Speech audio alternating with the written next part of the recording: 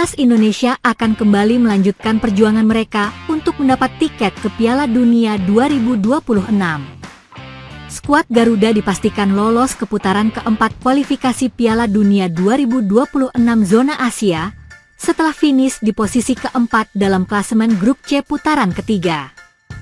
Mengantongi total 13 poin, Indonesia dan Arab Saudi, yang berada di posisi ketiga, dipastikan berlaga di putaran keempat yang akan digelar pada Oktober 2025. Dari putaran ketiga, sudah ada 6 tim dari Asia yang dipastikan lolos langsung ke Piala Dunia 2026. Mereka adalah Iran, Uzbekistan, Korea Selatan, Yordania, Jepang, dan Australia.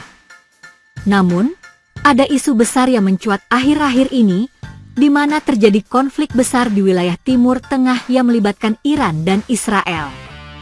Kedua negara tersebut saling mengirim misil dan rudal, dan kini konflik pun meluas karena Amerika Serikat, AS, nimbrung dalam perang tersebut.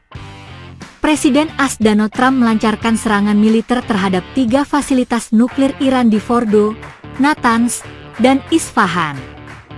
Tentu saja Iran tak tinggal diam dan meresponnya dengan melakukan koordinasi dengan sekutunya, Rusia.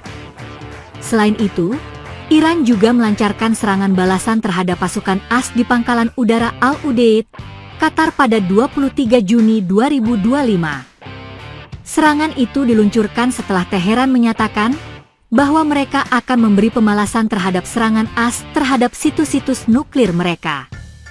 Akibat perang tersebut, dampak besar bisa dirasakan oleh timnas Iran yang sudah dipastikan lolos ke Piala Dunia 2026. Sebab, bisa saja Iran mendapat larangan bermain di Piala Dunia 2026 dari FIFA jika konflik terus berlanjut, bahkan semakin parah. Hal itu pernah dirasakan oleh Rusia yang dilarang mengikuti semua kompetisi UEFA dan FIFA. Usai negara yang dipimpin Vladimir Putin itu menginvasi Ukraina pada tahun 2022 lalu.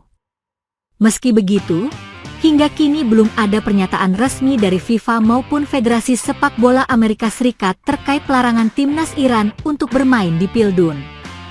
Di sisi lain, meski nantinya skenario terburuk harus diterima Iran, di mana mereka dicoret dari peserta Piala Dunia 2026, tapi timnas Indonesia tak bisa langsung menggantikan mereka untuk lolos langsung.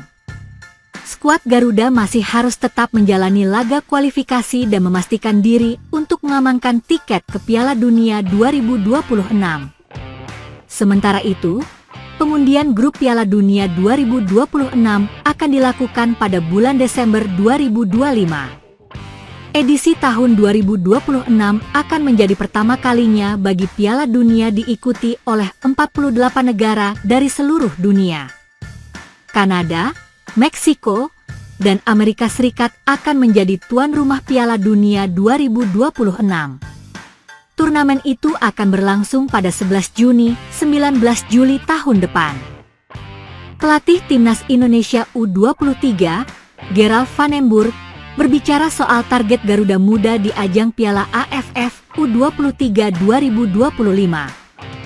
Juru taktik asal Belanda itu menegaskan dirinya tidak pernah memulai kompetisi tanpa target menang. Untuk itu, filosofi kemenangan menjadi prinsip utama yang ia tanamkan dalam skuad bentukannya jelang Piala AFF U23 2025. Kalau Anda memulai sesuatu, target saya selalu untuk menang, tegas Van den Burg saat ditemui sebelum memimpin latihan tim di Stadion Madia, Jakarta. Saya tidak pernah memulai musim dengan berkata saya akan kalah. Itu tidak normal, lanjutnya. Lebih lanjut, Gerald Van den Burg menyebut, meskipun hasil akhir tidak bisa ditebak, semangat untuk menang harus menjadi fondasi. Ia menolak sikap pasrah dalam turnamen dan menginginkan pemainnya memiliki kebanggaan saat mengenakan lambang Garuda. Yang saya pikirkan adalah para pemain harus senang bermain untuk Indonesia, ujarnya. Van den Burg juga menekankan pentingnya karakter pemain dalam membentuk tim yang kuat. Menurutnya, bukan hanya kemampuan teknis yang dibutuhkan. Lebih lanjut, Gerald Van den Burg menyebut, Meskipun hasil akhir tidak bisa ditebak, semangat untuk menang harus menjadi fondasi. Ia menolak sikap pasrah dalam turnamen dan menginginkan pemainnya memiliki kebanggaan saat mengenakan lambang Garuda. Yang saya pikirkan adalah para pemain harus senang bermain untuk Indonesia, ujarnya. Vandenburg juga menekankan pentingnya karakter pemain dalam membentuk tim yang kuat. Menurutnya, bukan hanya kemampuan teknis yang dibutuhkan, tetapi juga rasa tanggung jawab dan motivasi pribadi untuk berjuang demi negara. Hal serupa ia terapkan dalam pemilihan staf pelatih. Tidak ada kompromi dalam kualitas.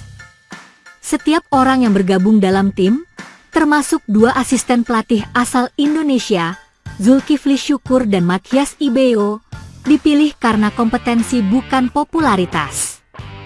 Staf saya hanya dipilih berdasarkan kualitas. Apa yang menurut saya berkualitas, itulah yang saya butuhkan, katanya. Saat ini, Vandenburg memimpin 28 pemain dalam pemusatan latihan di Jakarta. Turnamen Piala AFF U23 akan dimulai pada 15 Juli dan Timnas Indonesia tergabung di grup A bersama Malaysia, Filipina, dan Brunei Darussalam. Pelatih Timnas Indonesia Patrick Kluivert diharapkan punya target baru usai lolos ke putaran keempat kualifikasi Piala Dunia 2026 zona Asia. Strategi anyar juga perlu diusung karena lawan-lawan yang dihadapi kemungkinan punya kualitas dan karakter permainan berbeda. Timnas Indonesia berpeluang besar lawan 4 tim yakni Qatar, Arab Saudi, Uni Emirat Arab, dan Irak. Sedangkan Oman kemungkinan berada satu pot dengan Indonesia sehingga diperkirakan tidak segrup. Target Timnas Indonesia di putaran ketiga kualifikasi sudah terpenuhi dengan melaju ke fase keempat. Kini skuad Garuda punya misi baru yang tak kalah sulit. Putaran keempat kualifikasi Piala Dunia 2026 zona Asia diikuti 6 tim. Nantinya peserta akan dibagi menjadi 2 grup berisi masing-masing 3 kesebelasan. Hanya juara dari masing-masing grup yang berhak mendapat tiket lolos ke Piala Dunia 2026.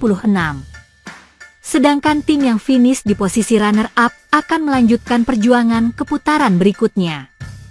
Selain punya target baru, Timnas Indonesia juga butuh strategi baru. Ini berkenaan dengan lawan yang mungkin berbeda dari putaran ketiga. Satu hal yang pasti adalah Jai Idzes dan kawan-kawan akan melawan tim dari Timur Tengah. Beberapa di antaranya sudah pernah bersua di putaran sebelumnya. Arab Saudi sudah dihadapi pada putaran ketiga. Sedangkan Irak juga sudah dilawan di putaran kedua. Sementara Qatar, Uni Emirat Arab, dan Oman juga pernah bersua Indonesia dalam berbagai kesempatan. Hal positif tentunya jadi harapan. Untungnya, Kluivert mau berkompromi untuk meninggalkan prinsip 4 back yang jadi andalannya. Legenda Ajax Amsterdam dan Barcelona itu mau mendengar sekaligus menerapkan saran dari para asisten gua menggali kebutuhan serta kemampuan pemain yang ada. Timnas Indonesia kini menerapkan skema 3 back tengah seperti di era Shin Tae-yong.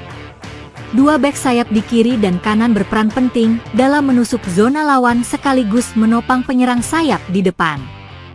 Hasilnya, 2 kemenangan dan 2 kali kalah dari 4 pertandingan yang dipimpin Kluivert. Torehan itu cukup membawa Timnas Indonesia ke putaran keempat kualifikasi.